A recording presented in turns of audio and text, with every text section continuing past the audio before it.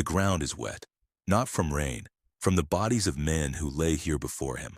The sugarcane field smells of mud and rot, and something chemical, something that never leaves you once you've smelled it.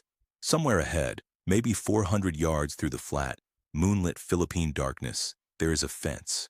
Behind that fence, there are watchtowers. In those watchtowers, there are Japanese imperial soldiers with machine guns and orders to shoot anything that moves. And one figure is moving. He is on his stomach, has been on his stomach for the last 20 minutes. He inches forward with his elbows, his chin nearly touching the earth, his rifle pressed flat against his body. He cannot lift his head. He cannot make a sound. He cannot sneeze, cannot cough, cannot whisper to the man 100 yards behind him.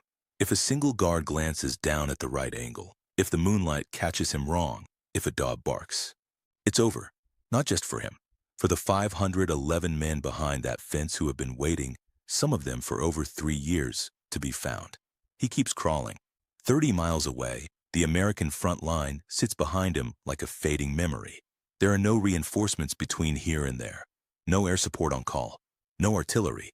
No fallback position that makes any tactical sense. There are 121 Rangers in this dark field, and every single one of them crawled in on their bellies through open ground that any military strategist would have called a death trap. They are 30 miles deep in Japanese-controlled Luzon, and they came here tonight because someone had to. For 100 yards. For football fields. Flat, moonlit, and completely exposed. This is January 30th, 1945.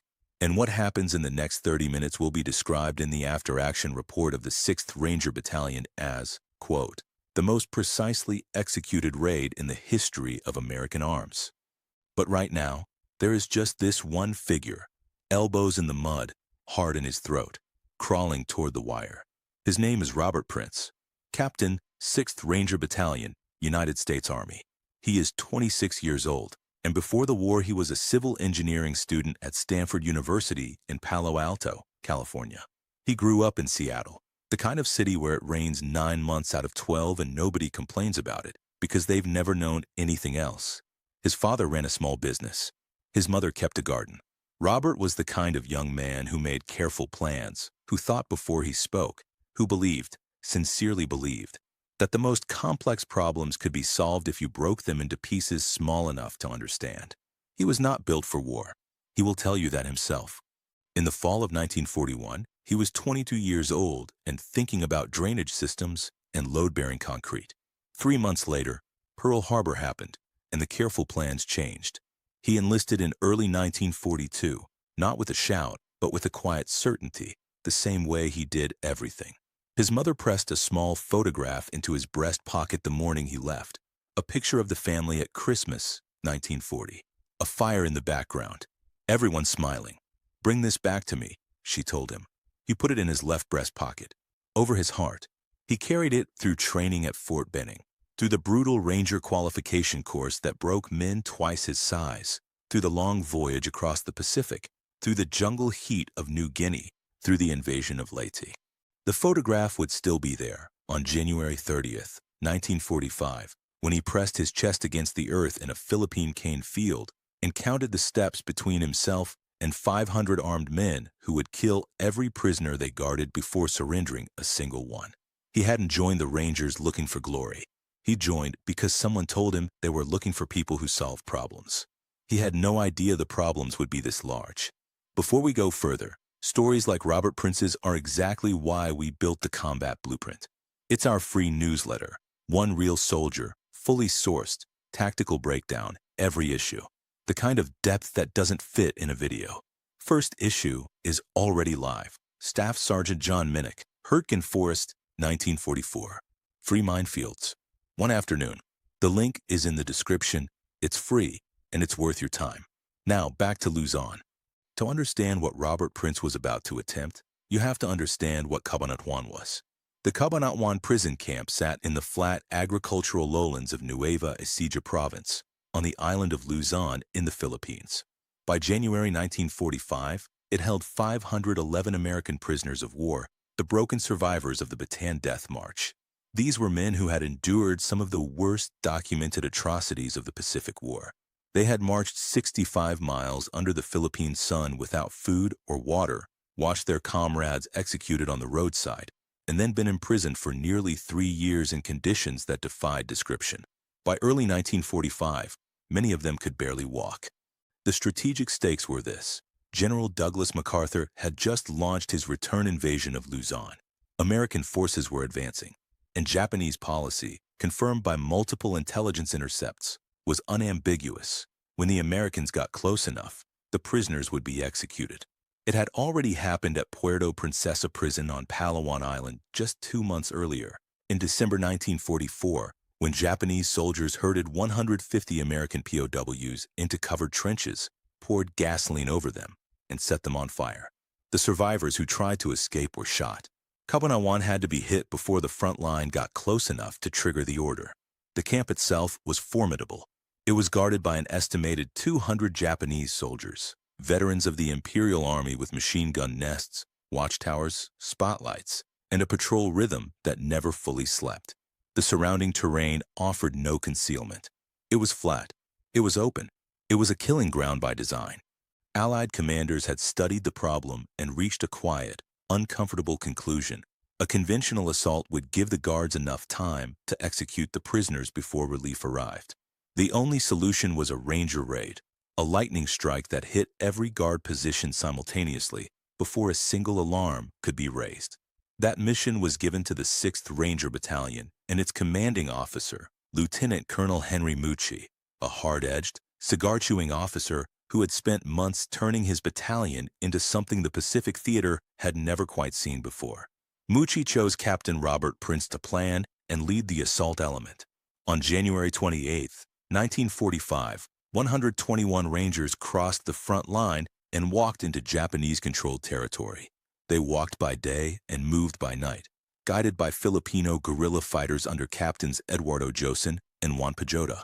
They carried 3 days of rations, limited ammunition, and no artillery support. Their orders were straightforward. Get in, get the prisoners out, and get back before the Japanese knew what hit them. The plan looked clean on paper. It would not stay clean. You're about to find out how one man's decision in the final 60 seconds of that assault, a decision that technically violated his direct orders, is what military historians believe saved hundreds of additional lives on that road home. But here's what the official record almost didn't capture. What Robert Prince did in the moments before the shooting started, alone in the dark between his men and 500 armed soldiers, has never been explained to the satisfaction of the officers who sent him there. They sent him to lead a raid. What he did was something closer to controlled improvisation at a level that made senior commanders simultaneously furious and speechless.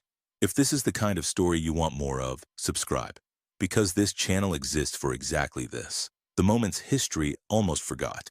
The Rangers covered the 30 miles in 2 days. Prince organized the assault element, 80 Rangers who would hit the camp itself.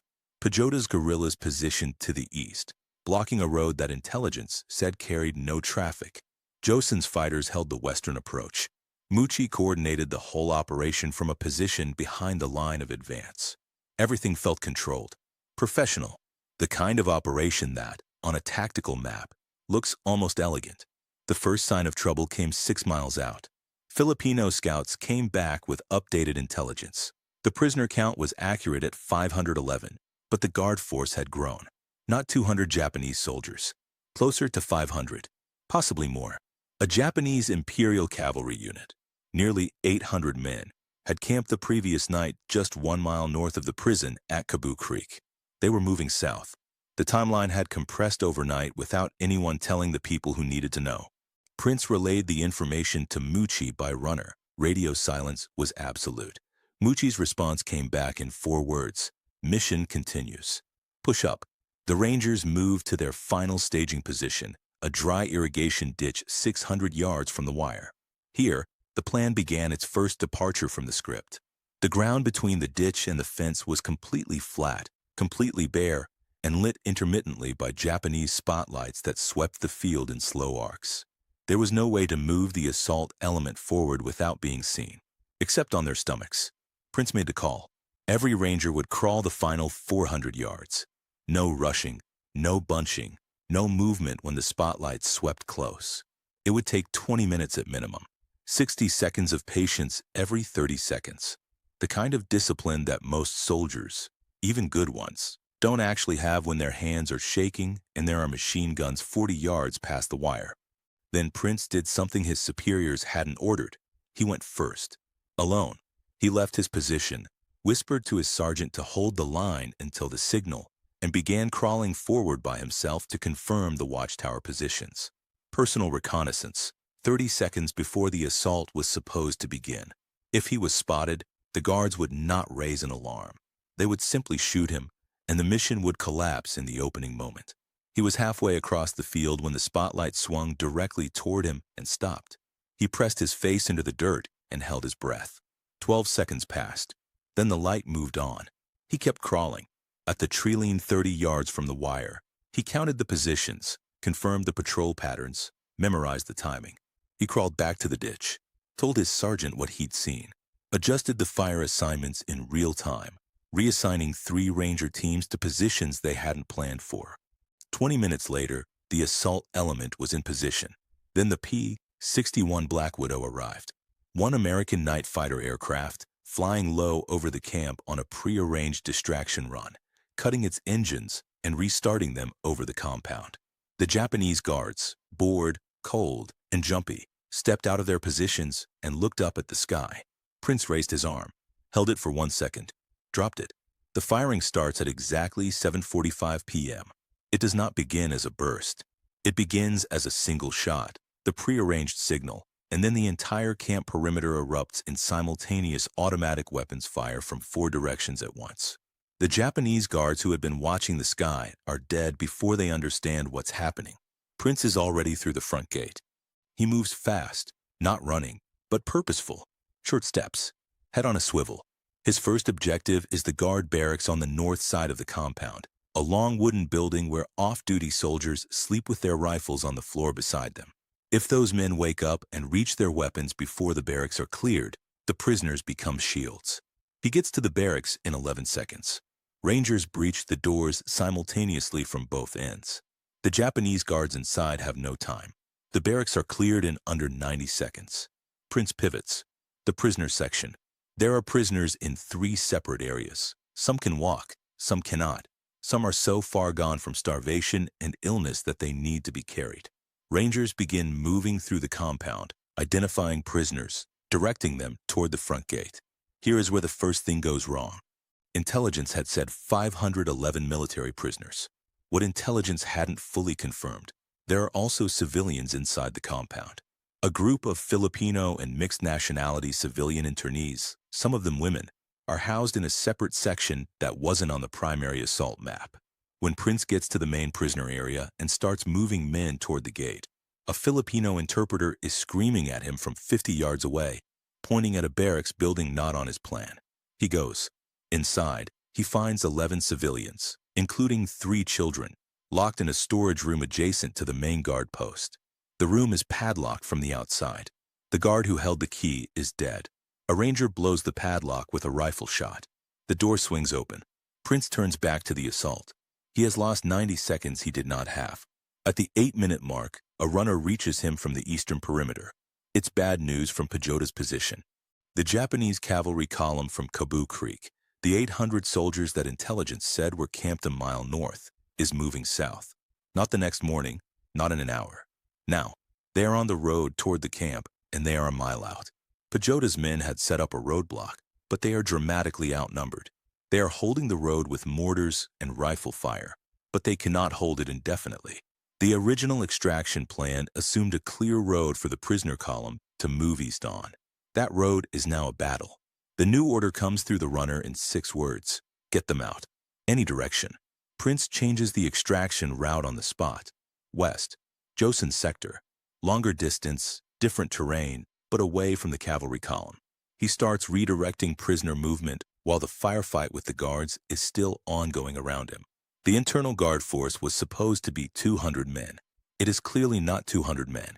As Prince pushes deeper into the compound toward the rear prisoner barracks, Rangers are encountering guard positions that weren't on any map. A concrete machine gun emplacement behind the kitchen building.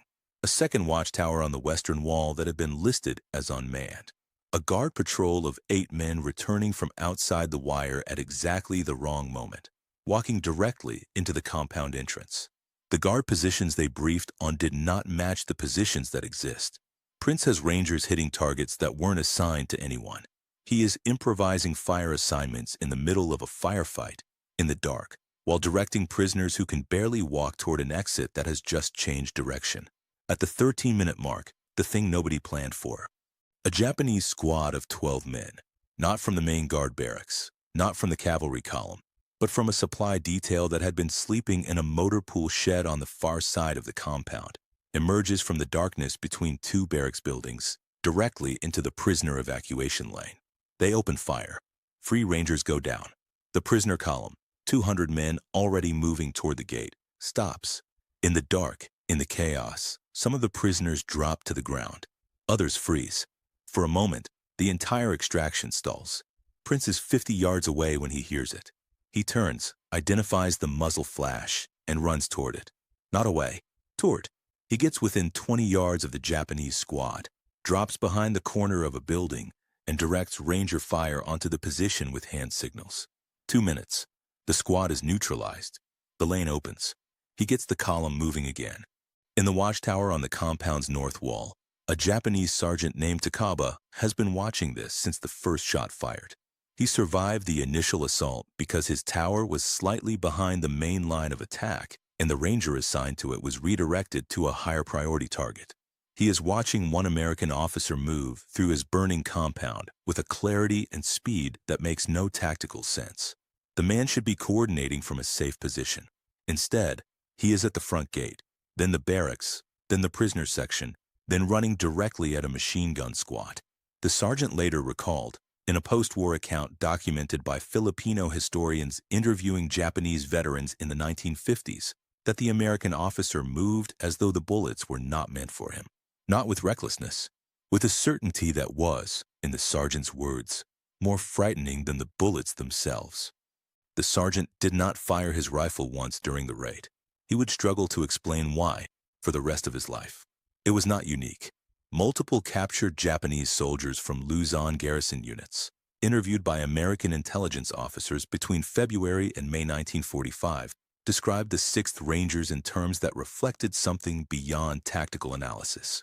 One garrison corporal, in an interrogation transcript preserved in the National Archives, stated that the Rangers were described among Japanese soldiers in the region as men who had made a pact with the darkness, soldiers who operated in conditions that were supposed to be impossible and emerged without explanation.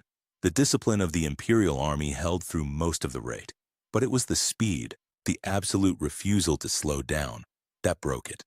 At the 14-minute mark, the Japanese guard force that hadn't already been killed stops fighting back in any organized way. They are not surrendering. They are simply no longer coherent as a unit. They are scattered, isolated, firing at shadows, unable to understand why their prepared defensive positions meant nothing against men who didn't stop moving long enough to be pinned down. Pajota's men hold the road to the east for 45 minutes against the cavalry column, buying time that only exists because of how fast the assault inside the wire moved. 26 minutes after the first shot, Prince stands at the front gate of Cabanatuan Prison Camp. The compound is on fire.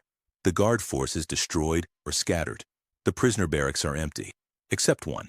One building at the back of the compound, a medical barracks, has 11 men inside who are too sick to walk, and the ranger assigned to clear it is down with a wounded knee. Prince goes back in.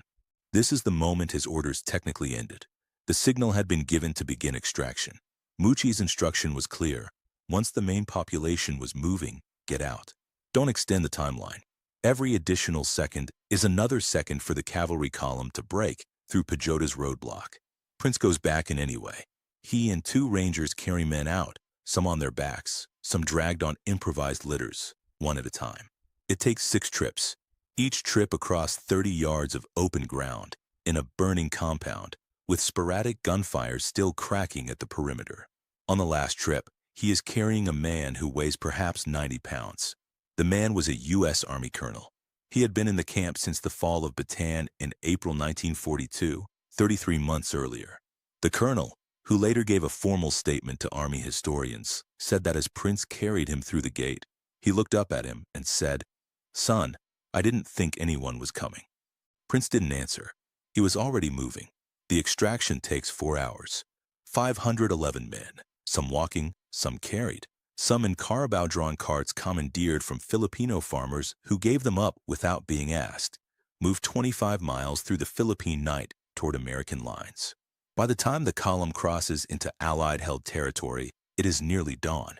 Prince sits down next to a rice paddy wall. He is not injured. He has no visible wounds, which still strikes him as improbable.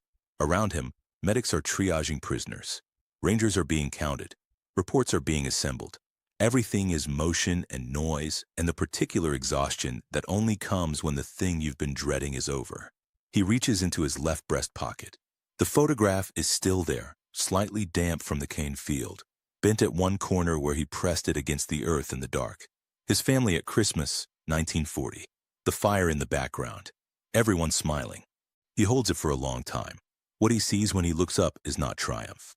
The men being helped past him are not celebrating. Some of them are weeping. Some of them are making sounds that aren't quite crying and aren't quite talking. One man, a sergeant with no shoes, sits down 50 feet away and puts his face in his hands and does not move for a long time. Prince had done what engineers do. He had broken the problem into pieces small enough to manage, and he had managed them, one at a time, until there were no pieces left. The formula had worked. And sitting there in the gray pre-dawn light of Luzon, he understood for the first time that formulas are what you use when you cannot afford to feel anything, and that feeling comes later, and it comes all at once. He put the photograph back in his pocket.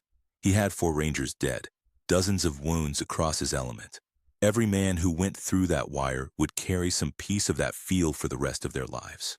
He sat there for a long time before he stood up. General Douglas MacArthur received the after-action report on February 1st, 1945, one day after the raid. His formal response, recorded in the official Army communique, called the Cabanatuan Rescue Operation the greatest raid in American military history, a line that has since been quoted in more than 30 books, 3 documentary films, and the official citation record of the 6th Ranger Battalion. But it was what happened on the road home that resolved the puzzle planted earlier in this story. When Prince went back for that final barracks, the 11 men too sick to walk, he did it against the extraction timeline. Mucci, when informed, was briefly furious. The cavalry column was 3/4 of a mile from the gate. 30 more seconds, and the extraction route might have closed. Prince made it with 60 seconds to spare. Military historians who have analyzed the raid in the decades since, including Robert Lapham, the guerrilla officer who helped coordinate the operation, and historian Hampton Sides, whose deeply researched account of the raid has been reviewed by surviving participants, have noted that the medical barracks decision represents one of the most consequential improvisations in the raid's timeline. Had those 11 men been left behind, they would not have survived the Japanese response. When Mucci saw what Prince brought out of that last barracks, including the emaciated colonel, weighing less than 90 pounds, he did not remain furious for long. Prince's response to the praise that followed was, by all accounts, characteristically quiet. He filed his after-action report, listed the Rangers who had been wounded, and requested that the Filipino guerrillas under Pajota and Josen receive full recognition for their role. Without them, he told a correspondent some weeks later, we do not come home. He was awarded the Distinguished Service Cross. Lieutenant Colonel Mucci received the same. The 6th Ranger Battalion received a Presidential Unit citation. 511 men walked out of Cabanatuan. The operation lasted 30 minutes. Robert Prince survived the war. He returned to the United States, completed his engineering degree, and lived a long, private life. He was not a man who sought spotlights. In interviews conducted decades after the war, he consistently redirected credit to the Rangers who trained alongside him, to the Filipino guerrillas who held that road, and to the men who had survived Cabanatuan, who had done the harder thing. He always said, they had waited. He had just shown up. He passed away in 2018 at the age of 99. The Cabanatuan raid reshaped how the United States military understood special operations. The 6th Ranger Battalion's after-action report became a training document, studied in Ranger and Special Operations schools for decades. The precision of the assault, simultaneous fire on all positions, zero alarm time, 30-minute window, established a template that influenced how American forces planned future hostage rescue operations. The Japanese garrison's response, or rather their failure to mount one, was analyzed by Imperial Army headquarters in the Philippines. Internal reports, declassified after the war, described the attack as executed by forces of unusual training and discipline, and noted that the speed of the assault had prevented any coordinated defensive response. The cavalry column from Cabu Creek arrived at the camp approximately 40 minutes after the last ranger left. They found the gate open and the compound empty. In the Philippines, January 30th is remembered. There are memorials in Cabanatuan City, now a part of modern Nueva Ecija province, to both the American Rangers and the Filipino guerrillas who made the raid possible. The story of the Alamo Scouts, who conducted advance reconnaissance before the raid, is taught in Filipino schools as an example of joint military partnership. And in the National Archives in Washington, the after-action report of the 6th Ranger Battalion still sits in its original manila folder. The handwriting in the margins, Prince's handwriting, notes added during the debrief, is small and neat. An engineer's handwriting. There is a photograph somewhere, damp at one corner, bent where it was pressed against the earth of a Philippine cane field on a January night in 1945. A family at Christmas, 1940. A fire in the background. Everyone smiling. Robert Prince brought it home. The 511 men who walked out of Cabanatuan that night had been told, some of them, in the darkest months, that nobody was coming. That the Pacific was too big, the war too complicated, the prisoners too few to matter against the larger arithmetic of the conflict. That the men who made the decisions had already moved on. They were wrong. One battalion walked 30 miles into the dark to prove it. One officer crawled 400 yards on his stomach to make sure the math was right before the shooting started. And when the shooting started, he did not stop moving until every man who could be carried had been carried. We carry a world built partly by people like that. People who saw the problem, broke it into pieces, and refused to stop until the last piece was handled. Their names are in the National Archives. Some of them are on memorials in Philippine cities that most Americans will never visit. Some of them are in manila folders with neat handwriting in the margins. They deserve to be said out loud. If this story moved you, share it with someone who should know Robert Prince's name. And subscribe, because next week we're going inside one of the most classified weapon modifications of the entire Pacific War, and the Japanese had a name for it that their own soldiers refused to say twice.